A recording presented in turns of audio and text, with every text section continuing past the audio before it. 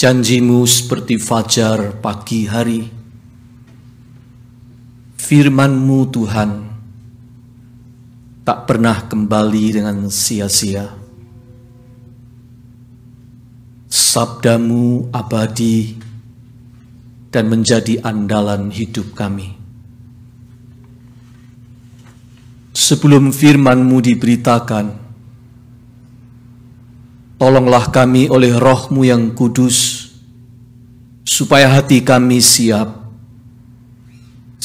untuk mencerna dan memahaminya, menghayati dan menghidupinya, dan menerapkannya dalam hidup kami. O Roh Kudus, Roh yang mulia, terangi hati kami dengan cahaya ilahi, supaya firman Allah tinggal dalam hati kami dan sanggup kami taati. Dalam nama Tuhan Yesus kami berdoa. Amin.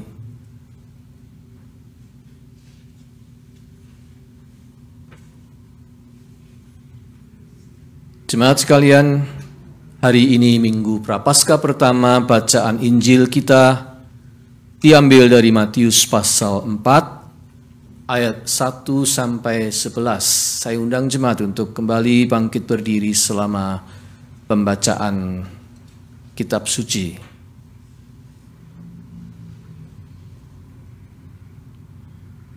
Maka Yesus dibawa oleh Roh ke padang gurun untuk dicobai iblis. Dan setelah berpuasa 40 hari dan 40 malam, akhirnya laparlah Yesus.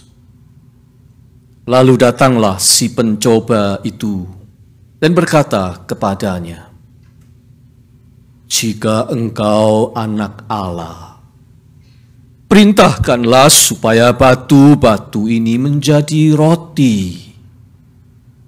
Tetapi Yesus menjawab, "Ada tertulis, manusia hidup bukan dari roti saja, tetapi dari setiap firman yang keluar dari mulut Allah." Kemudian iblis membawanya ke kota suci dan menempatkan dia di bubungan bait Allah, lalu berkata kepadanya, "Jika engkau anak Allah, jatuhkanlah dirimu ke bawah, sebab ada tertulis mengenai engkau, ia akan memerintahkan malaikat-malaikatnya, dan mereka akan menatang engkau di atas tangannya, supaya kakimu jangan terantuk kepada batu." Yesus berkata kepadanya, "Ada pula tertulis, janganlah engkau mencobai Tuhan Allahmu." Dan iblis membawanya pula ke atas gunung yang sangat tinggi dan memperlihatkan kepadanya semua kerajaan dunia dengan kemegahannya, dan berkata kepadanya, "Semua itu akan kuberikan kepadamu jika engkau sujud menyembah aku." Maka berkatalah Yesus kepadanya, "Enyahlah iblis, sebab ada tertulis, engkau harus menyembah Tuhan Allahmu, dan hanya kepada Dia sajalah engkau berbakti." Lalu iblis meninggalkan dia, dan lihatlah, malaikat-malaikat datang melayani Yesus. Demikianlah Injil Yesus Kristus. Berbahagialah kita yang mendengar firman Allah dan memeliharanya. Hosiana.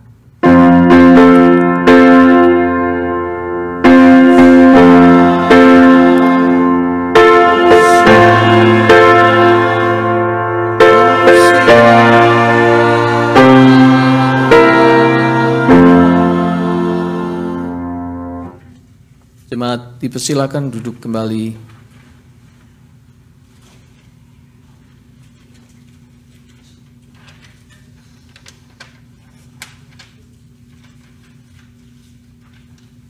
Saudara sekalian, masa Prapaskah atau Lent season adalah masa 40 hari yang untuk tahun ini terhitung sejak Rabu Abu 22 Februari lalu sampai dengan Minggu Palmarum 2 April yang akan datang.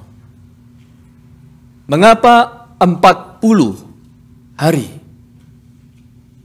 Karena itu dikaitkan dengan masa 40 hari Yesus berada di padang gurun dan menghadapi godaan iblis. Bacaan kita hari ini. Saudara sekalian, kita tahu bahwa ada 3 godaan, temptations yang utama, sebagaimana yang diceritakan oleh Injil Matius tadi.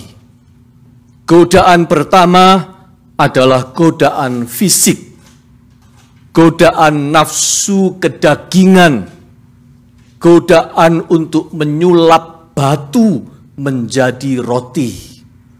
Ayat 3. Godaan kedua adalah godaan mental. Godaan menghindari tanggung jawab pribadi. Godaan untuk menjatuhkan diri sendiri tetapi minta ditopang oleh pihak lain. Ayat 6. Godaan ketiga adalah godaan spiritual. Godaan untuk menyembah yang bukan Allah. Menyembah iblis. Godaan idolatri. Dedikasi yang salah alamat. Ayat 8 dan 9. Dan tidak ada satupun dari ketiga godaan itu yang menjatuhkan Yesus. Tidak ada yang mempan. Yesus lulus, pass dari ketiga jenis godaan tadi. Sekalipun dia dalam keadaan yang amat lemah dan sangat lapar. Dan Yesus melawan semua serangan iblis tadi dengan firman Allah. Sebab ada tertulis, for it is written. Tiap kali dia menghadapi, Yesus mengutip firman Allah. It is written. Yesus menangkis semua serbuan, tipu daya dan taktik si penggoda dengan firman Allah yang berkuasa. Namun, itu Yesus. Akan berbeda cerita apabila itu adalah kita, saya, dan saudara semua. Bukan? Sebaiknya kita jujur bahwa kalau kita yang bergumul menghadapi godaan di dalam hidup kita sehari-hari, kita banyak tidak lulusnya. Entah kita sadari atau tidak. Sebab kita ini manusia fana dan berdosa. Kita ini manusia fana dan berdosa. Terbatas, namun tidak tahu diri, suka melanggar batas. Fana, tapi berdosa. Fana, tapi suka berlagak tidak fana. Kita suka lupa bahwa kita ini debu tanah asalnya. Itu sebabnya pada hari Rabu Abu ditaruh abu tanda salib di sini untuk mengingatkan semua bahwa kita ini debu tanah asalnya. Kembali kepada bacaan kita. Memang saudara-saudara, bacaan Injil ini menyebutkan ada 3 jenis godaan: fisik, mental, spiritual. Tetapi kali ini saya mengajak Anda untuk berkonsentrasi hanya pada salah satu saja dari godaan itu, yaitu godaan yang kedua, godaan mental. Godaan di seputar tanggung jawab, responsibility. Sesuatu yang paling diinginkan manusia untuk dihindari. Dihindari dengan berbagai macam cara. Pokoknya asal jangan saya, atau oh itu bukan saya. Sesuatu yang paling ingin dihindari oleh manusia, dan itu adalah tanggung jawab. Ada cerita percakapan antara seorang dokter dengan pasiennya yang pemabuk di sebuah pusat rehabilitasi. Percakapan itu kira-kira berjalan begini. Dokter bertanya, "Mengapa Anda minum lagi? Padahal saya sudah bilang kesehatanmu memburuk karenanya." Pasien menjawab, "Seorang kawan menawarkan minuman itu padaku." Dokter bertanya, "Bukankah kau bisa menolaknya?" Pasien menjawab, "Sudah, tapi ia terus memaksaku." Dokter bertanya lagi, "Kau tahu kalau akibat mabuk itu engkau menyusahkan terus istri dan anak-anakmu?" Pasien itu diam sejenak, lalu mengangguk, kemudian berkata, "Tapi dulu ayahku lebih parah daripada aku." Dokter bertanya lagi,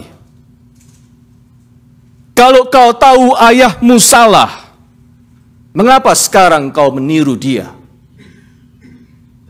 Pasien menjawab, "Aku cuma minum, tapi ayahku melakukan kesalahan yang lainnya juga." Dokter menghela nafas panjang, sigh.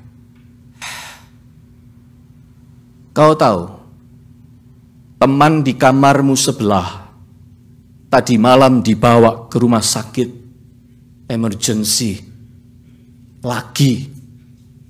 Padahal kondisimu tidak lebih baik daripada dia. jika kamu terus begini, bukan tidak mungkin kau yang akan mengalami hal yang sama dengan temanmu itu. Pasien diam sejenak, lalu menjawab, "Ah, dasar tempat ini memang celaka."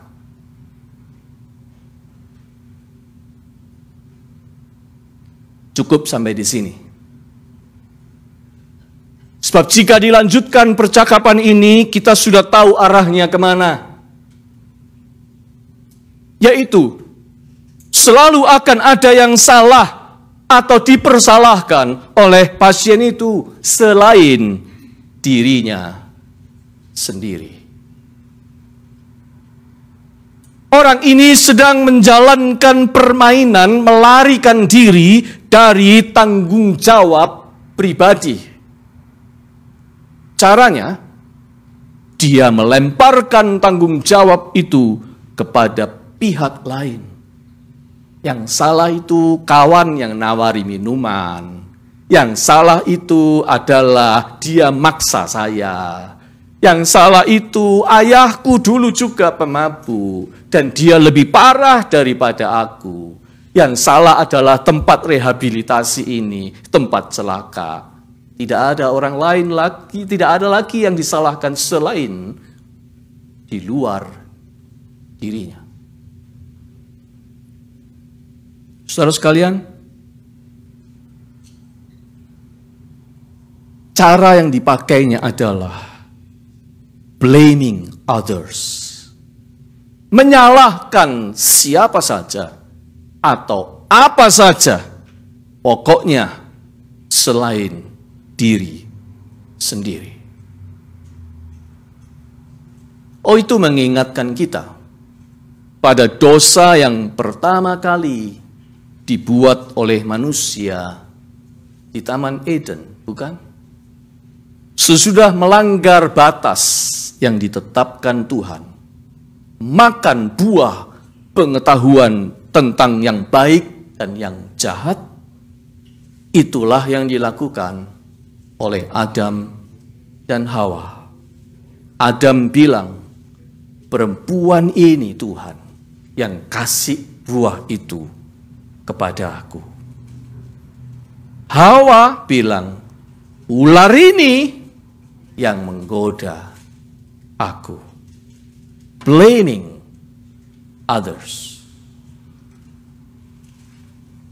Saudara sekalian, Yesus berbeda.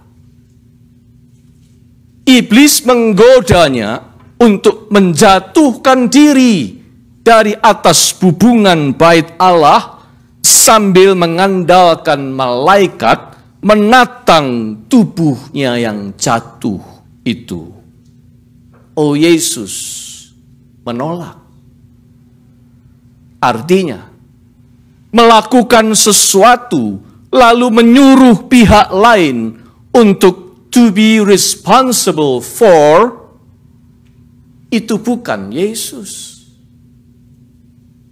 Yesus tidak melakukan itu. Yesus tidak melakukan sesuatu lalu menuntut pihak lain untuk be responsible for. Yesus sedang mengajarkan kepada kita di sini arti memikul sepenuhnya sebuah tanggung jawab.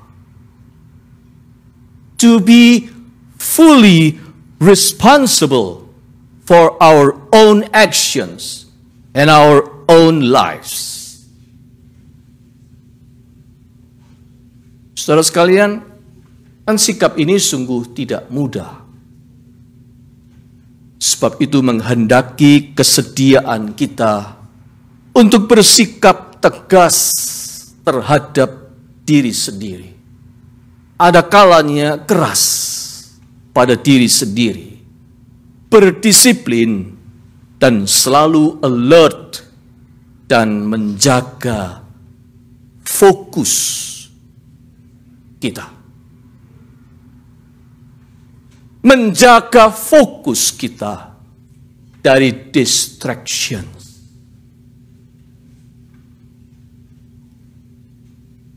Kalau terjadi accident di freeway, karena ada orang mengemudi sambil menjawab texting, yang salah driver atau orang yang kirim texting?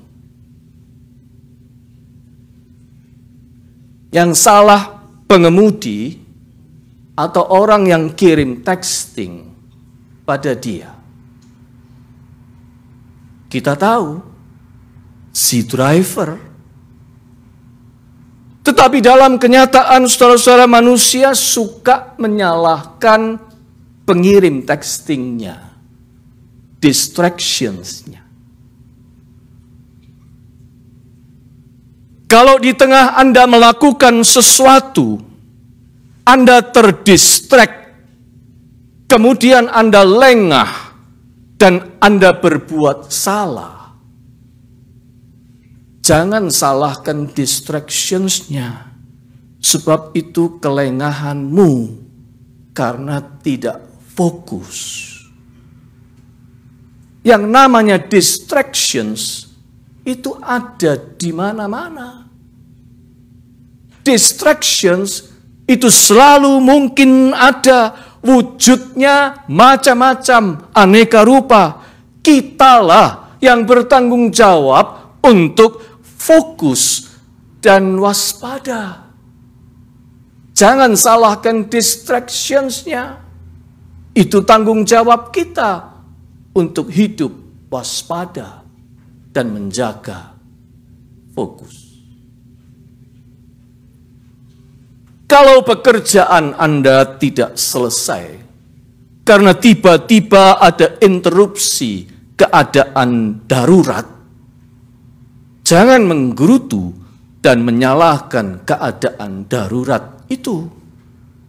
Sebab itu bisa jadi karena Anda terlalu banyak menunda selagi masih ada waktu untuk mengerjakan pekerjaan itu sebelumnya. Karena sebelumnya kita banyak menunda pekerjaan itu tidak selesai, sehingga ketika ada interupsi makin berantakan. Jangan salahkan interupsinya, sebab Anda bisa memilih untuk menunda pekerjaan itu atau menyelesaikannya selekas mungkin. Kalau Anda bangun terlambat, lalu bergegas berangkat, tapi di tengah jalan ada pawai yang membuat jalanan itu macet, jangan memaki pawainya, sebab Anda bisa terhindar darinya andaikan Anda berangkat lebih awal. Dan Anda masih punya waktu mungkin untuk cek route-nya di Google Maps.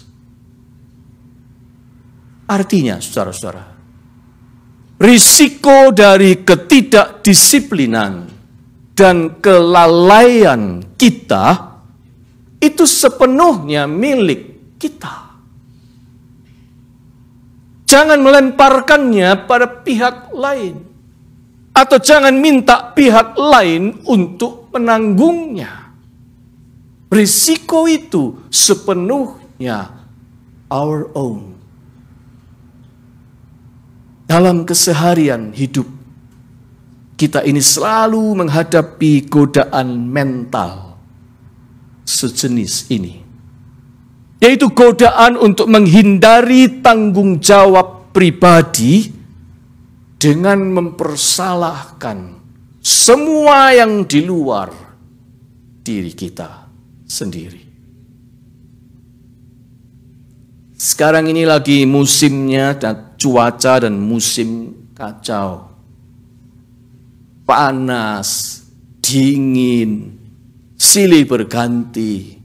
Tiba-tiba kemarin LA bersalju di beberapa tempat. Sebentar cuaca berawan, sebentar hujan. sebentar panas, sebentar kita melihat ada rainbow, berganti-ganti terus.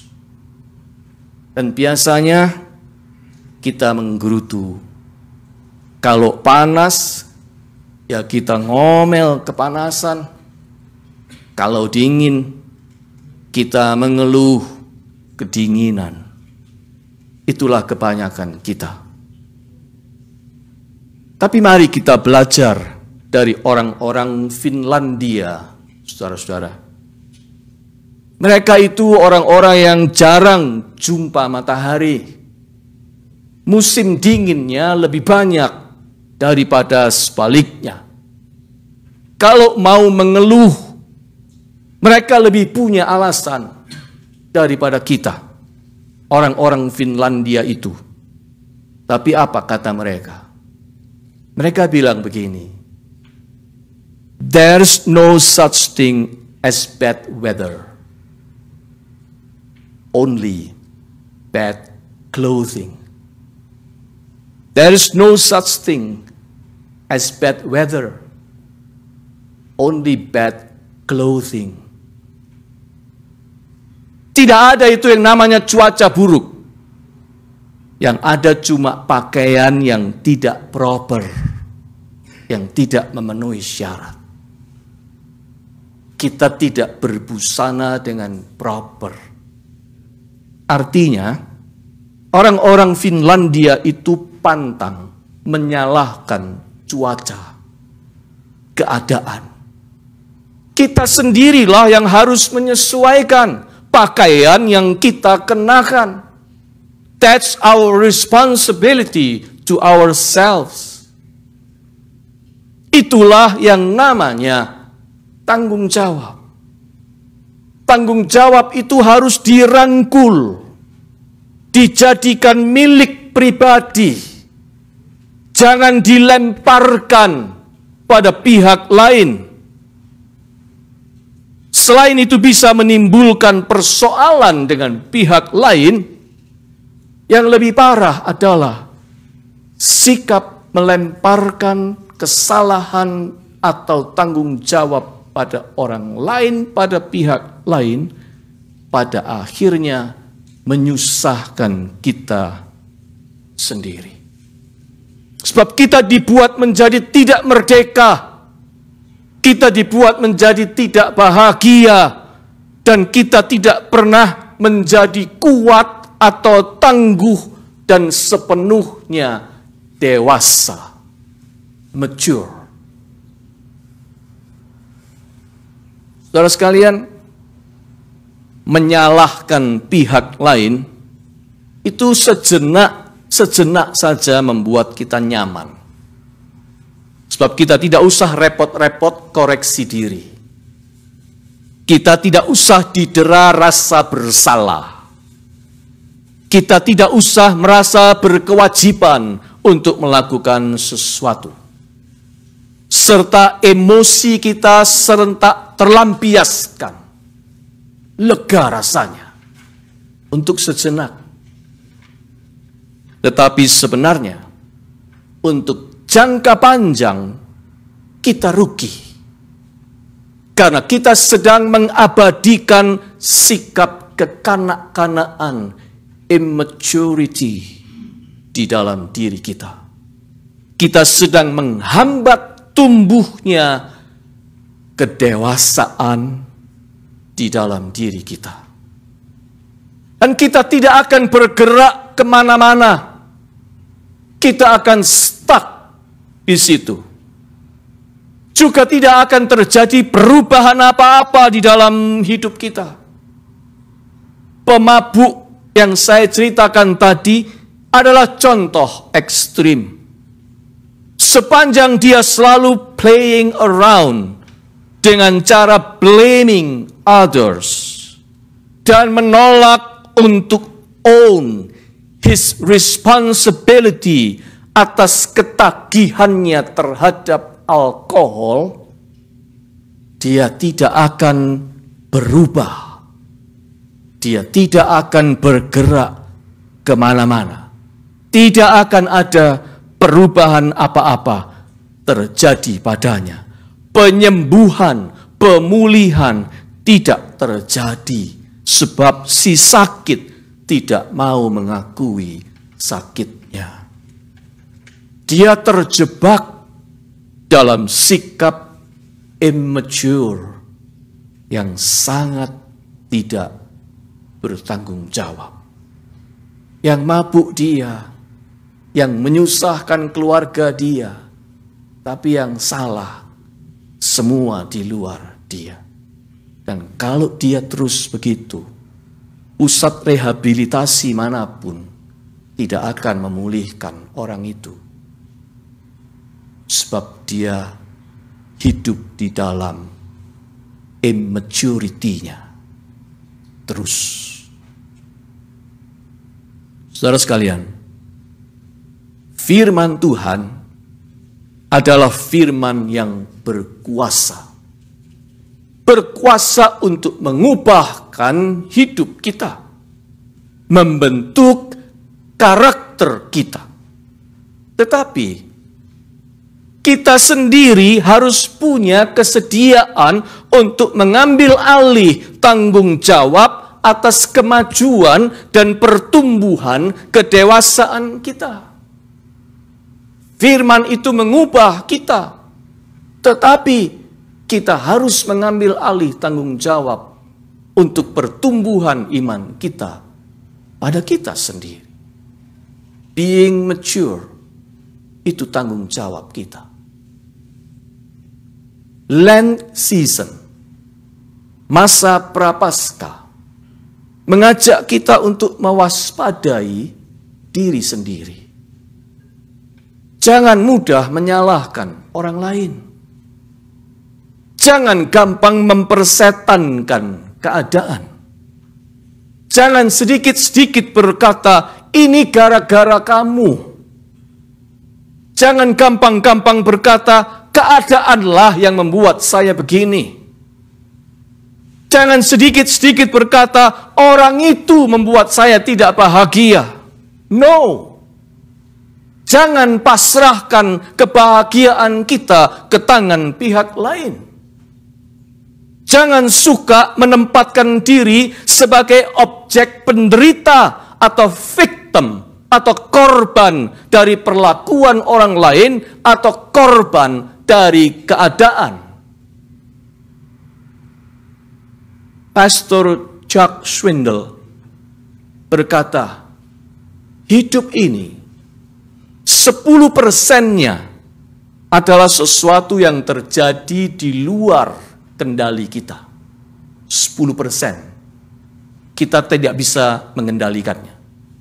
Tetapi 90% tergantung dari respons kita terhadap apa yang terjadi. Itulah hidup ini. 10%-nya kita tidak bisa kendalikan. Tapi 90%-nya sebagian besar tergantung respons kita atas apa yang terjadi. Jika kita bersikap responsible, taking full responsibility, kitalah yang akan jadi subjek yang menentukan baik atau buruknya risiko. Kita rangkul dengan sikap matang, dewasa. Dan jiwa kita akan menjadi lebih merdeka untuk memberi makna pada apa yang terjadi. Opsi untuk menjadi bahagia lebih ditentukan oleh diri kita sendiri, bukan pihak lain. Sebab kita mengambil tanggung jawab itu ada pada kita. Tuhan Yesus benar. Apabila kau menjatuhkan diri sendiri, jangan minta malaikat menatangmu. Godaan mental yang kedua itu adalah godaan yang nyata dalam hidup sehari-hari. Mari kita waspada. Karena Yesus sudah memperingatkan kita, kalau kau menjatuhkan dirimu sendiri, jangan minta malaikat menatang. Itu kau mencobai Tuhan. Kau menyalahgunakan firman Tuhan. Firman Tuhan itu berkuasa, ya. Tetapi firman Tuhan itu menghendaki kita take full responsibility atas hidup kita sendiri. Selamat Minggu Prapaskah yang pertama. Amin.